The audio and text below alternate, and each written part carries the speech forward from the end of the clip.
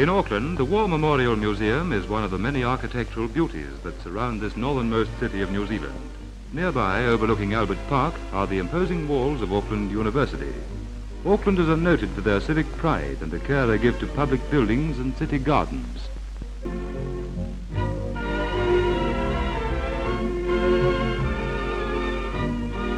Auckland slopes back from the reaches of Waitemata Harbour, a busy commercial area among wide-spreading bays.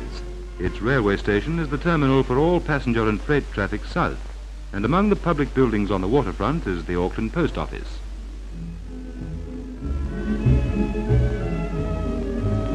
Close by is the city's town hall, centre of civic life. Shops and offices are distinguished for their modern style and commercial efficiency.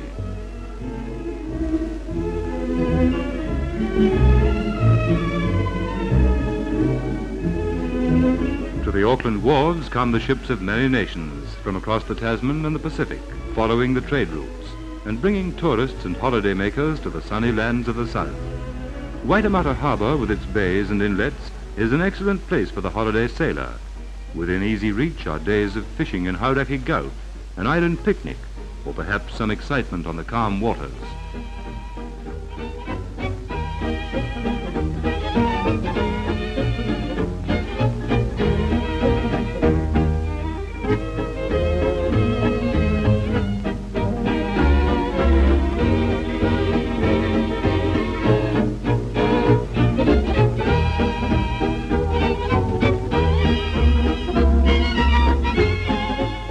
Here there are many full days of pleasure on shore and at sea.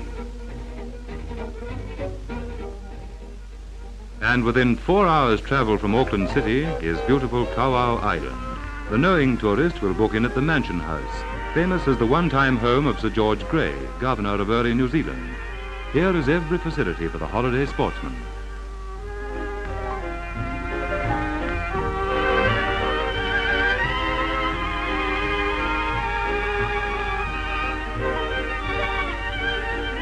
Sir George Grey planted the grounds of the Mansion House with trees and shrubs from every country in the world.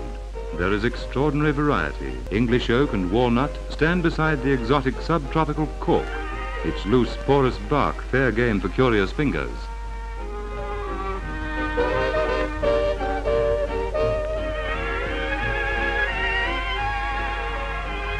The landscape is fascinating, but more attractive to those who know the seas about Kawau is the variety of fishing.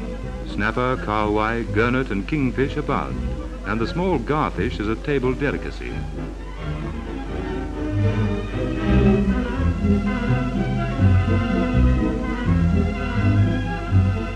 In winter, the air of Kawau is mild, and in the summer, the constant sun is tempered by the gentle easterlies blowing in from the sea. With launch trips and yachting in the island waters, the days could never be too long.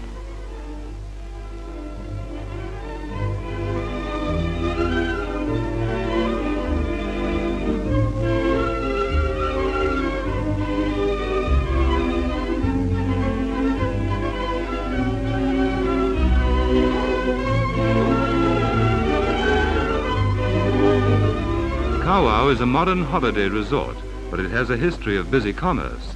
A century ago, 500 men were employed in the island's copper mine. Great shafts ran down under the sea, and the smelting works made a fortune for the owners. Now the empty shafts are flooded and the furnaces idle. The abandoned chimneys and yards are a strange ornament on the shores of Kawau.